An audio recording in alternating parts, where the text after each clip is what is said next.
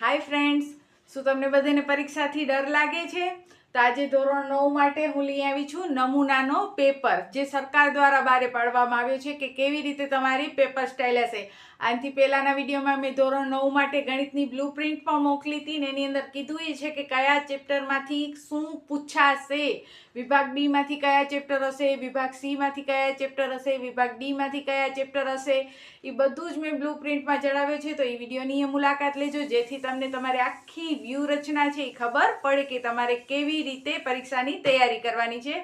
આજના હું આ વિડીયોમાં નમૂનાનો પેપર જે સરકાર દ્વારા બહાર પાડવામાં આવેલો છે, આ નમૂનાના પેપર પ્રમાણે જ તમારા પરીક્ષાના પેપર નીકળતા હોય છે. તો એ નમૂનાનો આખો પેપર આપણે સોલ્વ કરવાનો છે. આજના વિડીયોમાં મેં વિભાગ એ અને વિભાગ બી સંપૂર્ણ સોલ્યુશન સાથે આખો પેપર અહીંયા રાખેલો છે. તો તમે આ વિભાગ એ અને બી એકદમ ધ્યાનથી જુઓ એટલે તમને પણ ગણિત સહેલું થઈ જાય અને તમારું ગણિતનો જે ભૂત છે એ ભાગી જાય. તો હવે આપણે જોઈએ ધોરણ 9 નો નમૂનાનો પ્રશ્નપત્ર, જેમાં વિભાગ એ અને બી જે 15 અને 12 એટલે 27 માર્ક્સનો છે ને, 27 માર્ક્સ તમે રોકડા કેવી રીતે લઈ શકશો. તો હવે વધુ સમય ન લગાડતા આપણે સ્ટાર્ટ કરીએ આપણો આજનો વિડીયો. તો શરૂ કરીએ. સૌથી પહેલા વિભાગ એ તમને 15 માર્ક્સનું હોય છે અને એની અંદર સૌથી પહેલા 4 વિકલ્પ હોય છે. જવાબ શીખે જ આપણે જોઈએ તો પહેલો વિકલ્પ નમૂનાના પેપરમાં આપ્યો છે px બરાબર 9x ઓછા 5 નું શૂન્ય. જ્યારે પણ તમને શૂન્ય શોધવાનું કહેવામાં આવે ત્યારે તમારે શું કરવાનું કે 9x ઓછા 5 જે કંઈ પણ અહીંયા જે રકમ આપી હોય એના ઇક્વલ ટુ શું કરી નાખવાનો, 0 કરી નાખવાનો. હવે આ ઓછા 5 બરાબર ને આ સાઈડ આવે તો વત્તા 5. આ 9 ગુણાકારમાં છે, અહીંયા આવે તો ભાગાકારમાં, એટલે x થઈ ગયો એકલો. x ની વેલ્યુ ઈ જ આપણો શૂન્ય કહેવાય, ઈ યાદ રાખજો. શૂન્ય એટલે x ની વેલ્યુ, એટલે આપણે આમાંથી x ને એકલો કરવાનો. પહેલી રકમ લખી બરાબર 0 કરી, x ને એકલો કરી નાખો તો x ની જે વેલ્યુ આવે એ આપણો શૂન્ય. પછી બીજો છે વિકલ્પ અસમય સંખ્યા, જે વર્ગમૂળમાંથી બહાર ન નીકળી શકે એ અસમય સંખ્યા હોય, અથવા બીજી અસમય સંખ્યામાં આંકડા રિપીટ થતા હોય, જેમ કે આવી રીતે 0 3 1 0 3 0 0 3 0 0, તો આ 30 300 3000 એવી રીતનો કોઈ આંકડો હોય, અથવા 0.2 1 વાર 2 પછી 2 વાર 2 પછી 3 વાર 2, તો આ બધી પણ અનાવૃત એટલે કે અસમય સંખ્યા છે. તો આમાં અસમય સંખ્યા કઈ છે? 0.20 200 2000, બરોબર. પછી ઘનથી બિંદુ સુધીનો સોપાન. તો ઘનથી બિંદુ સુધીનો સોપાન, તો જો અહીંયા જ જવાબ આપી દીધો છે. ઘનથી આપણે ક્યાં જવાનો? બિંદુ સુધી. તો ઘનથી બિંદુ સુધી એટલે પેલા ઘન, પછી સમતલ, પછી રેખા અને બિંદુ. અને આ થિયરી છે એટલે હું મારા મિત્રોને યાદ રખાવતી હોઉં કે પેલા ઘન અને સમતલ બે ભાઈઓ અને પાછળ બે બેન, રેખાબેન ને બિંદુબેન. પછી ચતુર્થ ચરણ. તો જો આપણો આલેખ હોય છે આવી રીતે કંઈક હોય છે, આ x, આ x ડેશ, આ y અને આ y ડેશ, ને અહીંયા હોય છે o. આ પ્રથમ ચરણ, આ દ્વિતીય ચરણ, આ તૃતીય ચરણ ને આ ચતુર્થ ચરણ. તો ચતુર્થ ચરણ કયો છે? તો જુઓ x o y ડેશ અથવા y ડેશ o x, બરોબર. તો y ડેશ o x અથવા x o y ડેશ કોઈ પણ રીતે તમે લખી શકો છો. પછી આવે છે 5મા નંબરથી ખાલી જગ્યાઓ. ખાલી જગ્યામાં જોશો તો x વર્ગ y અને કૌંસની બારે 0 ઘાત. જ્યારે પણ કોઈની ઘાત 0 હોય ત્યારે આન્સર હંમેશા કેટલો લખાય? 1 લખાય. વેરી ગુડ આકાંક્ષા બેન. તો શું કામ ડરો છો? ચલો માહી, હવે તમે જવાબ દો. નાનામાં નાની પૂર્ણ સંખ્યા કઈ કહેવાય માહી? 0. 0 છે નાનામાં નાની પૂર્ણ સંખ્યા થઈ. પછી પૃષ્ઠને માત્ર ખાલી જગ્યા પરિમાણ હોય. પૃષ્ઠ એટલે શું થાય? પાનું, પેજ, બરોબર. હવે પરિમાણ કેને કહેવાય? તો લંબાઈ, પહોળાઈ, ઊંચાઈ, જાડાઈ, બરોબર, એ પરિમાણ કહેવાય. હવે જે પેજ છે, જો આ એક પેજ હું લઈ લઉં, આ પેજ, બરોબર. તો આ પેજને લંબાઈ અને પહોળાઈ જ છે, ઊંચાઈ છે નહીં. કારણ કે આ જે છે એને આપણે લંબાઈ કહીએ તો આ પહોળાઈ થાય, અને આ પહોળાઈ કહો તો આ લંબાઈ થાય. પણ જે ઊંચાઈ હોવી જોઈએ ઊંચાઈ છે નહીં. એટલે કે પૃષ્ઠને માત્ર 2 પરિમાણ હોય. શ્રી યંત્રમાં અંદરો અંદર ગૂંથેલા ખાલી જગ્યા ત્રિકોણ હોય તો 9 સમદ્રિભુજ ત્રિકોણ હોય. પછી ખરા ખોટા આવશે 9 માંથી. જો નંબર 9 દ્વિચલ સુરેખ સમીકરણ ને અનન્ય ઉકેલ મળે તો ના ભાઈ, અનન્ય એટલે તો એક મને માત્ર એક ઉકેલ થયો. દ્વિચલ સુરેખ સમીકરણ ને તો ઘણા બધા ઉકેલ મળે, એટલે આ વિધાન થઈ ગયો ખોટો. શાંત રેખાને બંને તરફ અનિશ્ચિતપણે લંબાવી શકાય. તો આ શાંત રેખા અનિશ્ચિતપણે બંને બાજુ આપણે એને લંબાવી શકશું. તો આ વિધાન થઈ ગયું ખરું. આ તો આપણો નિત્યસમ છે, એના માટે મેં અલગથી વિડીયો બનાવ્યા છે. જોજો નિત્યસમના a ઘન વત્તા b ઘન. તો શું થાય નિત્યસમ? a પ્લસ b એક કૌંસમાં, બીજા કૌંસમાં a વર્ગ b વર્ગ અને વચમાં માઇનસ ab. જ્યારે પણ ઘનમાં અહીંયા પ્લસ હોય ત્યારે અહીંયા પેલી નિશાની માઇનસની આવે, એટલે આ વિધાન પણ ખરું. પછી જો અહીંયા 12મો કિંમત શોધો. બરોબર, 16 ની 3/4 ઘાત. તો જો અહીંયા છેદમાં 4 છે ને, તો આપણે જોવાનું કેની 4 ઘાત 16 થાય. તો 2 ની 4 ઘાત 16 થાય. ને ડાયરેક્ટ ના આવડે તો તમે આમ ભાગ પણ પાડી શકો છો. 2 8 16, 2 ચોક 8, 2 દુ 4, 2 એકા 2. તો જો 2 ની 4 ઘાત થઈ તો 2 ની 4 ઘાત અને ઉપર 3/4, 4 4 ઉડી ગયા એટલે 2 ની શું રહી ગઈ? 3 ઘાત. 2 ની 3 ઘાત એટલે 2 દુ 4 દુ 8. પછી 13મો બિંદુ P એ એક અક્ષના ઉપરના અર્ધતલમાં છે. તો જો આ આપણો આ એક અક્ષ, બરોબર, અને એની ઉપરનો અર્ધતલ એટલે આ થયો કહેવાય, અને તેનો એક્સિયામ ઋણ છે. હવે x નો ઋણિયામ ક્યાં હોય? અહીંયા કને માઇનસ હોય, x ના અહીંયા પ્લસ હોય, એટલે x અક્ષ છે, આ x અક્ષ બિંદુ P છે એ અહીંયા ક્યાંક હોવો જોઈએ, કારણ કે એ x અક્ષના ઉપરના અર્ધતલમાં ને ઋણિયામ છે એટલે અહીંયા ક્યાંક હોવો જોઈએ. એટલે આ પ્રથમ ચરણ. તો આ કયો ચરણ આવે? દ્વિતીય ચરણ આવે. 13 પૂરા થયા, હજી 2 બાકી, એ પણ સોલ્વ કરી લઈએ આપણે. જુઓ 14 અને 15માં આપણને જોડકા આપ્યા છે, અવયવ આપ્યા છે. અવયવની ફરીથી એકવાર રિપીટ કરી દઉં. 2 રીત. પેલી રકમ આપણને આપી છે x વર્ગ ઓછા x ઓછા 12, એટલે કે ગુણાકાર 12 એકા 12. બરોબર, અહીંયા કાંઈ ન હોય તો 1. 12 એકા 12 ગુણાકાર, છેલ્લી નિશાની જોવાની માઇનસ, એટલે બાદબાકી કેટલી? વચલા પદ જેટલી. વચલો પદ કાંઈ નથી તો કેટલો આવે? 1. હવે એવો પાડો ગોતો. 4 તેરી 12 અને 4 માંથી 3 જાય તો બાદબાકી 1 રહે છે. ખાસ ધ્યાન રાખજો, જો આ શોર્ટકટ છે અવયવની. 12 એકા 12 એટલે ગુણાકાર 12, છેલ્લી નિશાની અહીંયા લખવાની અને વચલો પદ લખવાનો. હવે ગુણાકાર 12 ને બાદબાકી 1 થાય એવો પાડો ગોતો. તો 4 તેરી 12 ને 4 માંથી 3 જાય 1. ડાયરેક્ટ અવયવ તમે પાડી શકો છો, કારણ કે x વર્ગ આગળ સંખ્યા નથી એટલે x વર્ગ એટલે બંનેમાં x ભાગ 4 અને 3 થી આલે એટલે 4 અને 3. હવે જોવાની કે હવે જે પેલી નિશાની છે આ બંનેમાંથી જે મોટા હોય એને આપી દો. આપણે -1 કરવાના છે, બરોબર. હવે આના પ્રમાણે ચાલવાનું. -1 કરવા હોય તો -4 માંથી +3 જાય તો -1 રહે, એટલે આપણો જવાબ આવવો જોઈએ x ઓછા 4 ને x વત્તા 3. હવે x વર્ગ ઓછા 100, આ તો સાવ સહેલો છે. x વર્ગ હોય તો બંને કૌંસમાં x આવવા જોઈએ. જો x વર્ગ ઓછા 100, વર્ગ અંદર અને માઇનસની નિશાની, બે કૌંસ કરી નાખવાના. બંને કૌંસમાં પેલી રકમનો વર્ગમૂળ અને બીજી રકમનો વર્ગમૂળ, એક માઇનસ ને એક પ્લસ. તો કયો છે? x ઓછા 10 ને x વત્તા 10. x એટલે x, 100 નો 10 10, એક માઇનસ એક પ્લસ. તો થઈ ગયો અહીંયા આપણો વિભાગ A કમ્પ્લીટ. બરોબર. જો વિદ્યાર્થી મિત્રો તમે પૂરા ધ્યાનથી કરશો તો તમને 80 માંથી 80 માર્ક્સ આવી શકે છે. ખાલી મહેનત કરવાની જરૂર છે. આજે મેં નમૂનાનો પેપર જે કરાવ્યો એનો વિભાગ A. વિભાગ A ના 15 પછી શરૂ થશે આપણો વિભાગ B. એની અંદર 9 પ્રશ્નો આપ્યા હશે અને તમારે 6 પ્રશ્ન ક્લિયર કરવાના હશે. તો 16 નંબરથી તમારો વિભાગ B શરૂ થશે અને પૂરો થશે તમારો ઈ 23 નંબર ઉપર. એટલે 16 થી 23 એટલે 9 માંથી 6 દાખલા તમારે કરવાના. ઈ 6 દાખલાની ચોઈસ તમારી હોય છે. કયો ચેપ્ટર તમને સારો ફાવે છે એ પ્રમાણે તમારે પહેલા વિભાગ B શરૂ કરવાથી પહેલા તમારે શું કરવાનું ખબર છે? કે જેટલા પણ તમને પ્રશ્ન આપે છે ને એમાંથી પરફેક્ટ આખો આન્સર અને સરળ રીતે તમે કયો દાખલો કરી શકો છો, પેન્સિલથી એકવાર ટીક કરી નાખો કે ભાઈ મને 9 માંથી આ 6 દાખલા કરવા છે. એ જ 6 દાખલા સ્ટાર્ટ કરો, વધારાના નહીં. તો હવે આપણે જોઈએ વિભાગ B. એમાં 16 નંબર ઉપર છે 0.4 અને 7 નો 12. 47 નો 12 નથી, 7 નો 12. એને PQ સ્વરૂપમાં દર્શાવો. તો આપણે શું કરશું? સૌથી પહેલા આખી રકમ બરાબર x લખી નાખવાની. બરોબર. x બરાબર 0.4 કેના ઉપર લીટી છે? 12 ની 7 ઉપર.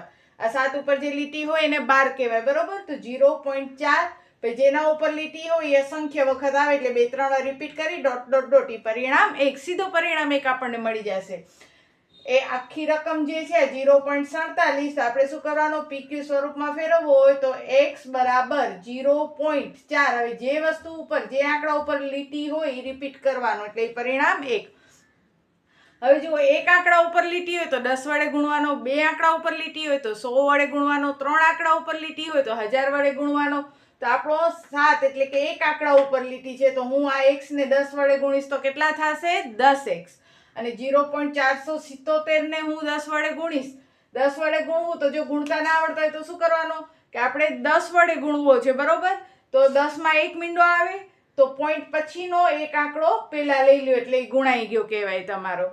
આ શોર્ટકટ મેથડ છે કે તમને કોઈ પોઈન્ટ વાળી રકમ છે એને 10 વડે ગુણવો છે તો પોઈન્ટ પછીનો એક આંકડો છે એ પેલા લઈ લો. 100 વડે ગુણવો હોય તો પોઈન્ટ પછીના 2 આંકડા લઈ લો. 1000 વડે ગુણવું હોય તો પોઈન્ટ પછીના 3 આંકડા લઈ લો. આપણે તો અહીંયા એક આંકડા ઉપર લીટી છે એટલે આ x ને 10 વડે અને આને પણ 10 વડે ગુણીએ તો આ 4 આવી જશે આગળ. પછી પોઈન્ટ કરી પાછળનો પૂછડો જેમ છે તેમ.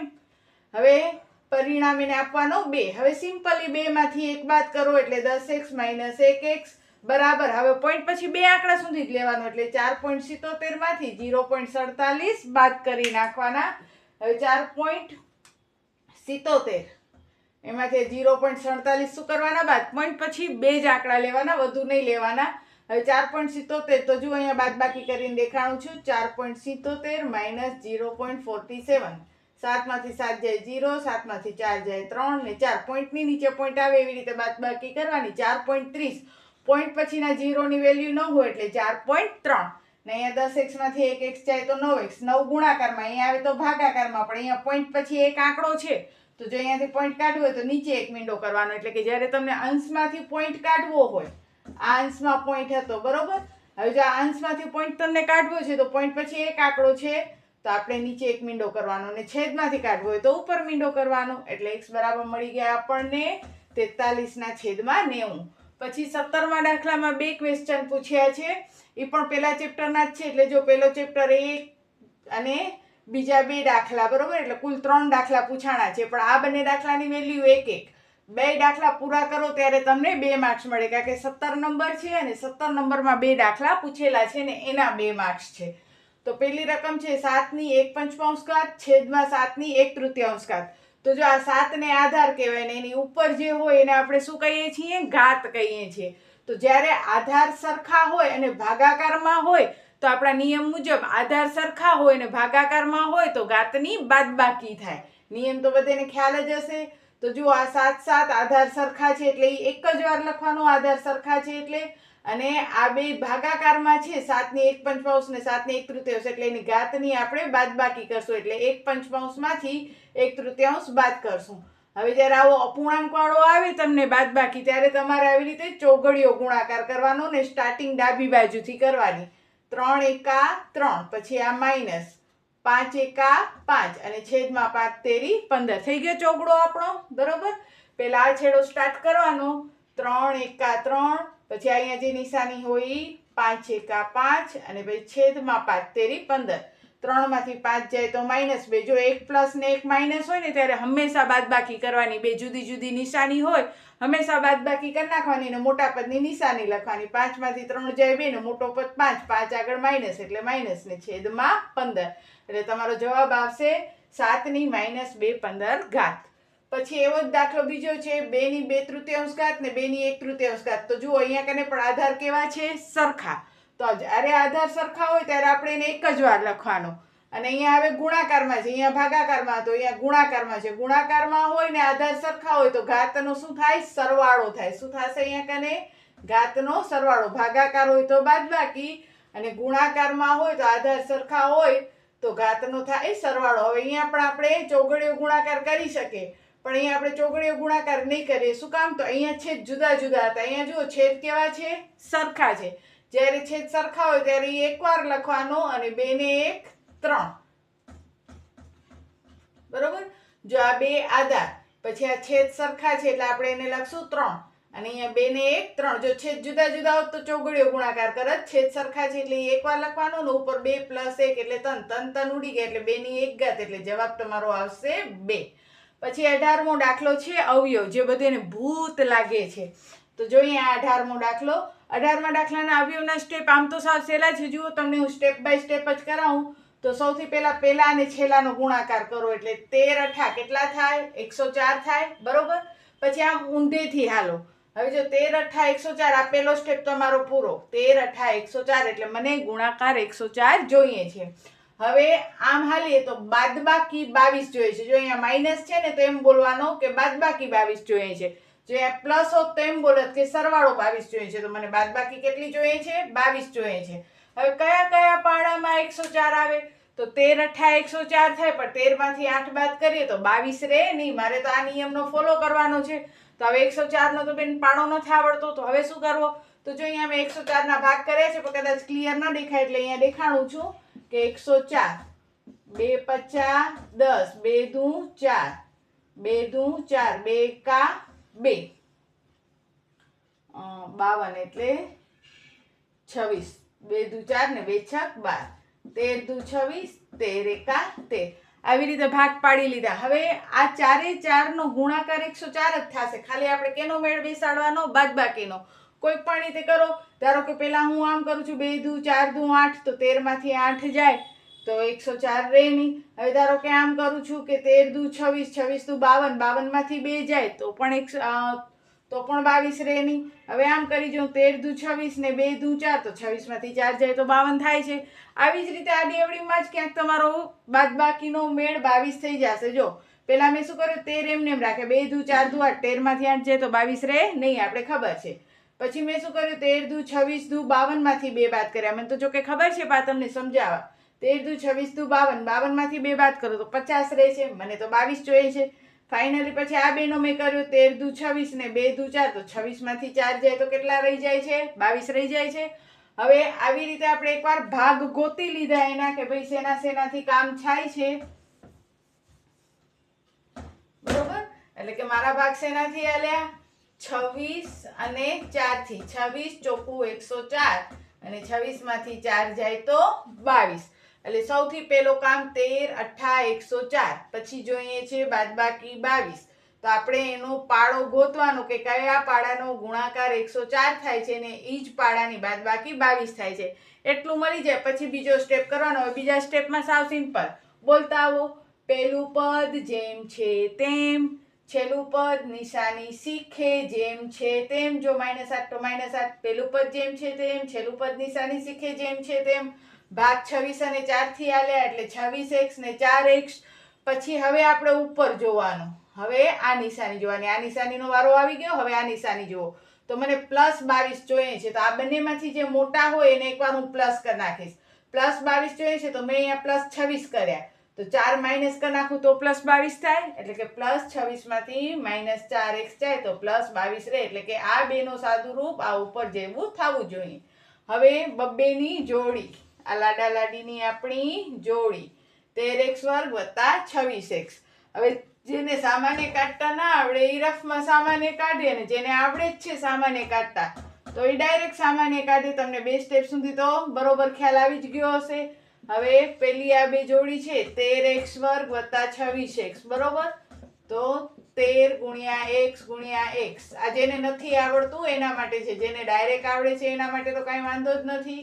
આ 13x ને આ 13x બંને સરખા છે, બરોબર? તો જે સરખા છે એ કાઢશું બારે. એટલે અંદર શું રહી ગયો? x + 2. હવે આ બીજી લાડા લાડીની જે જોડી છે એમાંથી આપણે કોમન કાઢવાની જરૂર જ નથી. આપણે સીધું લખી નાખવાનું x + 2. હવે 4 × x 4x ને 4 દુ 8. અહીંયા 4 શું કામ લખ્યા? તો અહીંયા x + 2 લખ્યા હતા. અહીંયા મને 4x જોતા હતા અને માઇનસ, તો અહીંયા મેં -4 કરે તો -4x - +- 4 દુ 8. બે કૌંસ સરખા છે એક વખત, બાકીનો કચરો બીજા કૌંસમાં. એટલે x + 2 x + 2 એક વખત અને બાકીનો કચરો એટલે 13x - 4 બીજા કૌંસમાં. હજી એકવાર રિપીટ કરું છું કારણ કે અવયવ બધાને બીક લાગે એવા હોય છે. 13 અઠા 104 એટલે મને ગુણાકાર 104 જોઈએ છે. મને બાદબાકી 22 જોઈએ છે. તો મેં એવો પાડો ગોત્યો 26 ચોખ્ખું 104 ને 26 માંથી 4 જાય તો 22. પેલો પદ જેમ છે તેમ, છેલ્લો પદ નિશાની શીખે જેમ છે તેમ. 26 અને 4 થી ભાગ આલે એટલે વચ્ચે લખવાનો 26x ને 4x. હવે +22 રહે એવી રીતે અહીંયા નિશાની મૂકવાની. તો આ જે પ્લસ છે તો બંનેમાંથી જે મોટા હોય એને એકવાર હું પ્લસ આપી દઈશ તો +26. તો હવે અહીંયા +4 કરું તો બંનેનો સરવાળો થઈ જાય 30 થાય. અહીંયા -4 કરું તો 22 રહેશે. પછી બબ્બેની જોડી, એમાંથી પહેલી જોડીમાંથી 13x સામાન્ય કાઢ્યા એટલે 13x² ને 13 દુ 26x. પહેલી જોડી જો તમને ડાયરેક્ટ સામાન્ય ના આવડે તો રફમાં કાઢી શકો છો. પછી પેલી જોડીમાંથી જે સામાન્ય નીકળ્યો બીજી જોડીમાંથી જ સામાન્ય નીકળવો જોઈએ, તો એને લખી નાખવાનું. હવે જોવાનું કે અહીંયા -4x જોઈએ છે, તો x તો છે એટલે -4 કરું તો -4x માઇનસ પ્લસ માઇનસ 4 દુ 8, બે કૌંસ સરખાય એક વખત, બાકીનો કચરો બીજા કૌંસમાં. તો આ થયો આપણો 18મો દાખલો. હવે આપણે જોઈએ આમાં અવયવના ઘણા બધા દાખલા હશે, એટલે આપણે એ જ પ્રમાણે દાખલા કરતા જવાના છીએ. હવે જોઈએ 19મો દાખલો. 19મા દાખલાની અંદર આપણને કીધો છે, આ 19મો જ હતો, સોરી. હવે આપણે જોશું 20મો દાખલો.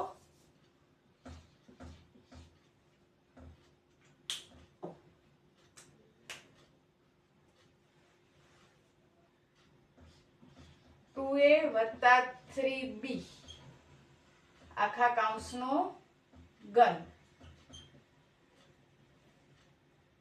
એક રકમ ગુચાઈ ગઈ છે. પેલા આપણે આ 19મો નથી, આ તો 20મો જ છે. આપણે પેલા 19મો જોઈએ. પછી જે 19મો દાખલો છે એ નિત્યસમ છે. નિત્યસમ તમને આવડવા જોઈએ બધા.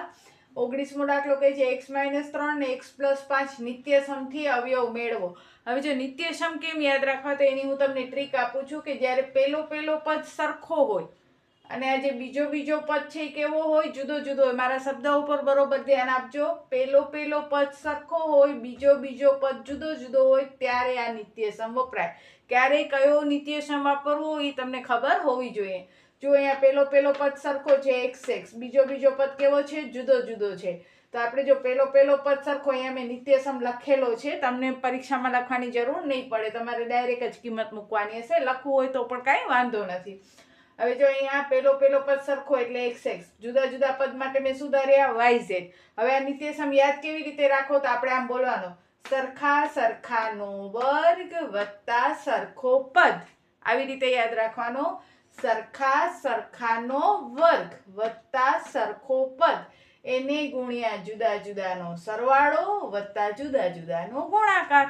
આવી રીતે એક કવિતાની લાઈન બનાવી નાખો તો તમને નિત્યસમ યાદ રહી જાય કે જ્યારે પણ પેલા નિત્યસમ સરખા હોય, બીજા નિત્યસમ જુદા જુદા હોય, ત્યારે તમારે બોલવાનું સરખાનો વર્ગ, જે બે સરખા છે, સરખાનો વર્ગ વત્તા સરખો પદ, એને ગુણ્યા જુદા જુદાનો સરવાળો વત્તા જુદા જુદાનો ગુણાકાર. હવે આપણે જોઈએ સરખો પદ તો કયો છે, x. તો સરખાનો વર્ગ એટલે x વર્ગ વત્તા સરખો પદ કયો છે, x, એને ગુણ્યા જુદા જુદા પદનો સરવાળો એટલે -3 વત્તા 5 નો સરવાળો. નિશાની શીખીએ લખવાનો આપણે, બરોબર. જો સરખાનો વર્ગ વત્તા સરખો પદ, એને ગુણ્યા જુદા જુદાનો સરવાળો વત્તા જુદા જુદાનો ગુણાકાર. વચ્ચે વત્તા જ લખવાના, પછી પોતાની રીતે માઇનસ થઈ જશે. હજી એકવાર બોલું છું, મારી સાથે બોલો બધા, ચલો. સરખાનો વર્ગ વત્તા સરખો પદ, એને ગુણ્યા જુદા જુદા પદનો સરવાળો વત્તા જુદા જુદા પદનો ગુણાકાર. હવે જોઈએ તો x વર્ગ -3 માંથી +5, જો 1 - 1 પ્લસ, જુદી જુદી નિશાની એટલે બાદબાકી, 5 માંથી 3 જાય 2, મોટા પદની નિશાની એટલે પ્લસ, તો પ્લસ પ્લસ પ્લસ, પછી અહીંયા પ્લસ માઇનસ માઇનસ, 3 × 5 = 15 થઈ ગયો આપણો નિત્યસમ બે જ લીટીમાં. પછી 21મો દાખલો કહે, સોરી 20મો દાખલો એ ઘનનો નિત્યસમ છે. તો ઘનનો નિત્યસમ શું આવશે, તો ધારો કે આ રકમ x, અહીંયા મેં આખો આ નિત્યસમ લખેલો છે, બરોબર. આ નિત્યસમ છે. ધારો કે આ x છે અને આ શું છે, y છે. તો આપણે લખવાનો પેલાનો ઘન વત્તા બીજાનો ઘન વત્તા 3xy, 3 નિયમના છે, બરોબર. પેલાનો ઘન વત્તા બીજાનો ઘન વત્તા 3xy કૌંસમાં x વત્તા y. જો અહીંયા માઇનસ હોત તો આ બધી નિશાની માઇનસ થઈ જાય, ને અહીંયા જો પ્લસ હોય તો બધી નિશાની પ્લસની. આ તો સાવ સિમ્પલ જ છે. પેલાનો ઘન બીજાનો ઘન વત્તા નિયમના 3xy અને x + y. 3 પદ હોત તો પણ આવી જ રીતે થાય, પેલાનો ઘન બીજાનો ઘન વત્તા 3xyz, ત્રીજો પદ એટલે, અને x + y + z. હવે આપણે આમાં જોઈએ તો પેલાનો ઘન એટલે 2a નો ઘન, બીજાનો ઘન એટલે 3b નો ઘન વત્તા નિયમના 3, પેલો પદ ગુણ્યા બીજો પદ, કૌંસમાં પેલો પદ વત્તા ત્રીજો પદ. જો x ઘન વત્તા y ઘન 3xy, એને ગુણ્યા x વત્તા y છે, એટલે કે આ પેલો ઘન વત્તા બીજો ઘન વત્તા નિયમના 3, પેલો પદ 2a, બીજો પદ 3b, 2a અને 3b. આ x ને આ y અને પાછો 2a વત્તા 3b. બસ આ નિત્યસમ આવડે તો એના પ્રમાણે કિંમત મૂકી દો કે આ x y એટલે આ આપણો x ને આ y. પેલો x નો ઘન એટલે કે પહેલી રકમનો ઘન, y ઘન એટલે બીજી રકમનો ઘન, વત્તા નિયમના 3, પહેલી રકમ વત્તા બીજી રકમ ને બીજા કૌંસમાં પહેલી રકમ વત્તા બીજી રકમ, અહીંયા ગુણાકારો. હવે જો 2 નો ઘન તો 2 ધૂ 4 ધૂ 8, ઘણા 2 તેરી 6 કરી નાખે છે, એમની 2 ને 3 વખત, 2 ધૂ 4 4 ધૂ 8 એટલે 2 નો ઘન 8 એક ઘન, 3 નો ઘન 3 તેરી 9 તેરી 27, b નો ઘન 3 દુ 6 6 તેરી, જો અહીંયા મેં પણ ભૂલ કરી, 3 દુ 6 6 તેરી કેટલા થાય? 18 થાય. 3 દુ 6 6 તેરી 18, a ગુણ્યા b. અને આ 2a વત્તા 3b તો એમ જ છે. હવે 8a નો ઘન એમને એમ, 8a નો ઘન એમને એમ, 27b નો ઘન એમને એમ. હવે અહીંયાથી આપણે પદ બદલાવીએ તો 18 દુ 36, a નો વર્ગ, a ગુણ્યા a એટલે a નો વર્ગ અને b, ને 18 તેરી 54, a અને આ b b બે વખત છે એટલે b નો વર્ગ. બરોબર? તો આ થયા તમારા ઘનના. પછી 21મો તો સાવ સિમ્પલ છે, તમને a b c d 4 બિંદુ આપ્યા છે, એ કયા ચરણમાં છે કે કયા અક્ષમાં છે. તો જુઓ પહેલા આપણે આલેખ સમજીએ. તમે અહીંયા x દોરો છો ને અહીંયા y દોરો છો, તો અહીંયા કને તમે ધ્યાનથી જોશો ને તો અહીંયા તમે બધી પ્લસની નિશાની લખતા હો છો, 1 2 3 ને અહીંયા કેવી આવે છે તમારી? માઇનસની. ઉપર કઈ આવે છે તમારી? પ્લસની, ને નીચે તમારી કઈ આવે છે? માઇનસની. તો જો હંમેશા જ્યારે પણ આપણે આલેખ કરીએ ત્યારે પહેલા x અક્ષને જોવાય પછી y ને જોવાય. તો x ના એ પ્લસ, y ના એ પ્લસ, તો બંને નિશાની પ્લસ પ્લસ હોય તો પ્રથમ ચરણ, પછી x ના માઇનસ ને y ના પ્લસ એટલે પહેલી નિશાની હંમેશા x ની જ લખવાની, તો x ના માઇનસ ને y ના પ્લસ તો એ દ્વિતીય ચરણ હોય. બંને માઇનસ હોય એટલે કે x ના એ માઇનસ ને y ના એ માઇનસ તો એ તૃતીય ચરણ હોય. અને x ના પ્લસ હોય, જો સૌથી પહેલા હંમેશા x જ જોવાનું, x ના પ્લસ હોય અને y ના માઇનસ હોય તો એ ચોથો ચરણ કહેવાય. તો અહીંયા જો માઇનસ ને પ્લસ, તો માઇનસ અને પ્લસ કયો ચરણ આવે? દ્વિતીય. અને એમ ખબર ન પડે તો જો આનો -11 અહીંયા ક્યાંક હશે, બરોબર, અને 3 દૂતીયાંશ અહીંયા ક્યાંક હશે એટલે આ બીજો ચરણ. પછી પ્લસ અને માઇનસ, તો પ્લસ અને માઇનસ ચોથો ચરણ, ને આવી રીતે જોઈએ તો 3.5 એટલે 3 ને 4 ની વચમાં ક્યાંક 3.5 એને -1 સુધી લંબાવવાનું, બરોબર, એટલે ચોથા ચરણમાં આવ્યો. એટલે અહીંયા લખવાનું ચોથો ચરણ, અહીંયા લખવાનું દ્વિતીય ચરણ. હવે અહીંયા 0 આવ્યો, તો જો કેના 0 છે? y ના 0 છે. x ના 5, x ના ધારો કે અહીંયા આપણે આમ લંબાવીએ તો અહીંયા ક્યાંક x ના 5 ને y તો છે જ નહીં, y નો 0, તો એ ક્યાં આવે? x અક્ષ ઉપર આવે. હવે આની તમે ગણતરી ન કરો ને તો એ ખબર પડે, જેની રકમ હોય ને ઈ અક્ષ પર આવે. x નો આંકડો છે તો x અક્ષ ઉપર, અહીંયા y નો આંકડો છે તો શેના ઉપર આવે? y અક્ષ ઉપર આવે, કારણ કે x નો તો શું છે? 0 છે. એના પછી 22મો દાખલો જોઈએ તો 5x + 3y = 16 ના 2 ઉકેલ મેળવો. આ દાખલો પણ બહુ સિમ્પલ છે. જો તમને 6 દાખલા કરવાના હોય તો હું તો કહું 2 આ જ સિલેક્ટ કરો, જેને અવયવ ન આવડતા હોય તો એ આ સરસ મજાના સિલેક્ટ કરી શકે છે.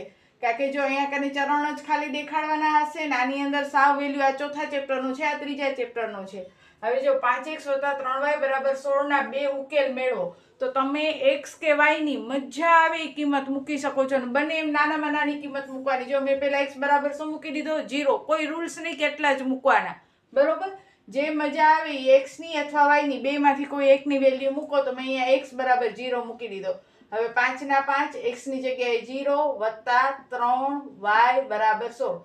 5 ગુણ્યા 0 એટલે 0 વત્તા 3y બરાબર 16. હવે 0 ની તો કાંઈ વેલ્યુ હોય નહીં, આ 3 ગુણાકારમાં છે, અહીંયા આવે તો ભાગાકારમાં, તો y ની વેલ્યુ કેટલી મળી ગઈ? 16/3 મળી ગઈ. એટલે x ની કિંમત મૂકવાની ને y ને અલગ કરવાનો, અથવા y ની કિંમત મૂકો તો x ને અલગ કરવાનો. પછી એ જ રીતે પાછો બીજી વાર ધારવાનો x ની કિંમત. એકવાર મેં 0 ધારી, હવે એકવાર હું શું ધારું છું? 1 ધારું છું. બંને એમ નાની જ રકમ ધારવાની. તો વળી 5 ના 5, x ની જગ્યાએ 1 વત્તા 3y બરાબર 16, બરોબર. હવે 5 એકા 5 વત્તા 3y બરાબર 16, વત્તા 5 આ સાઈડ આવે તો ઓછા 5, 16 માંથી 5 જાય તો 11, એટલે 3y બરાબર 11. 3 ગુણાકારમાં, અહીંયા આવે તો ભાગાકારમાં, તો y બરાબર 11/3. બે વખત કરી લીધો એટલે બે ઉકેલ આપણને મળી ગયા. આ જે રકમ હોય એમાં જેટલા ઉકેલ શોધવાના હોય એટલી વાર તમારે x ની મજા આવે કિંમત અહીંયા લખી નાખવાની ને y ને એકલો કરી નાખવાનો. પછી અહીંયા કૌંસમાં એક ચોકઠામાં દેખાડવાનું કે x બરાબર જ્યારે 0 લીધા હતા ત્યારે y ની વેલ્યુ મને મળી હતી 16/3 અને x બરાબર જ્યારે મેં 1 લીધા ત્યારે મને y ની વેલ્યુ મળી 11/3. તો આ થઈ ગયો તમારો 22મો દાખલો. હવે બે દાખલા રહ્યા 23 અને 24 એટલે આપણો વિભાગ B પૂરો. તો હવે તમે એમાંથી સિલેક્ટ કરી શકશો. જો તમે પહેલા ચેપ્ટરના 2 દાખલા કરો બરોબર, 2 દાખલા આ કરી નાખો તો 4 દાખલા તો તમારા ઈ જ થઈ ગયા. એક હશે છઠ્ઠા ચેપ્ટરનો દાખલો અને બીજો જે છે ત્રીજા ચેપ્ટરનો એ સહેલો છે. તો સહેલા તમે પસંદ કરીને પૂરા માર્ક્સ લઈ શકો છો. 6 દુ 12 માર્ક્સ હશે વિભાગ B ના બરોબર. તો હવે આપણે જોઈએ એના પછીનો દાખલો. હવે જોઈએ દાખલા નંબર 23. એમાં પણ આપણને 2 દાખલા પૂછેલા છે. -3x + 4y = 12 અને બીજો છે 37x = 125. એમાં a b c ની કિંમત લખો અને ax + by + c = 0 સ્વરૂપે લખો. આને પ્રમાણિત સ્વરૂપ પણ કહેવામાં આવે. ક્યારેક આમ ન લખી દે તો શબ્દ વાપરશે પ્રમાણિત સ્વરૂપમાં ફેરવો તો આવી જ રીતે લખવાનો, ફેરવી શકે એ લોકો શબ્દ. તો હવે જોઈએ પહેલા આપણે લખીએ -3x + 4y = 12. સાવ સિમ્પલ દાખલો છે આ. આના સ્વરૂપમાં ફેરવો એટલે બધું તમે જમણી બાજુ લઈ આવો, ડાબી બાજુ કંઈ ન રાખો. જેમ કે જો -3x + 4y આ વત્તા બરાબર આ સાઈડ આવે, બરાબર ને આ સાઈડ આવે તો શું થઈ જાય? -12 થઈ જાય. બરાબર ને આ સાઈડ 12 છે એ પ્લસ છે, એને આપણે બરાબરની બીજી બાજુ લઈ આવે તો શું થઈ જાય? માઇનસ. બધું ડાબી બાજુ આવી ગયું, જમણી બાજુ કાંઈ ન રહ્યું એટલે 0. એટલે જુઓ ax by અને c = 0 બરોબર. ax + by + c = 0 સ્વરૂપે આવી ગયો અથવા પ્રમાણિત સ્વરૂપે આવી ગયો. હવે x ની બાજુમાં જે આંકડો હોય એને શું કહેવાય? a.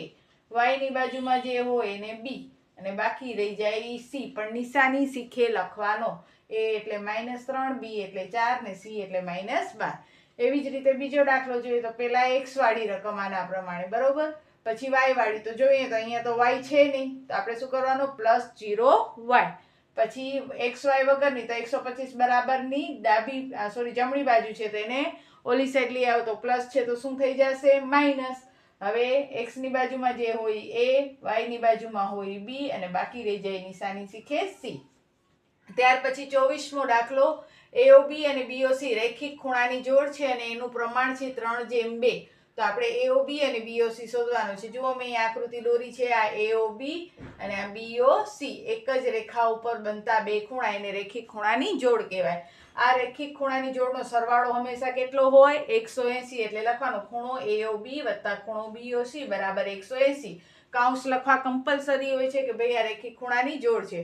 હવે AOB એટલે કેટલા છે? 3x. BOC એટલે કેટલા છે? 2x. x ક્યાંથી આવે? તો જ્યારે પણ તમને પ્રમાણ આપે કે AOB જેમ BOC = 3:2 તો આ જેમ કાઢવા માટે આપણે શું લખવાનું હોય? 3x અને 2x લખી નાખવાનો. તો આ 3x 2x = 180. 3x ને 2x કેટલા થાય? 5x થાય. 3x + 2x 5x = 180. 5 છે એ x સાથે ગુણાકારમાં છે બરાબર ને આ સાઈડ આવે તો ભાગાકારમાં. 36 50 180 એટલે x કેટલા થયા? 36. અહીંયા આપણને x મળ્યા. આપણને પૂછ્યું છે AOB અને BOC શોધો. તો AOB કેટલા છે? 3x છે. તો 3 ના 3 ને x ની જગ્યાએ આપણને જે વેલ્યુ મળી છે એ લખી નાખવાની. તો 36 13 108 કારણ કે 3 ને x એકબીજા સાથે ગુણાકારમાં હતા તો 36 13 108. પછી BOC. તો BOC કેટલા છે? 2x. તો 2 ના 2 ને x ની જગ્યાએ 36 તો 36 × 2 72 એટલે BOC મળી ગયા 72. તો આ થયો તમારો વિભાગ B.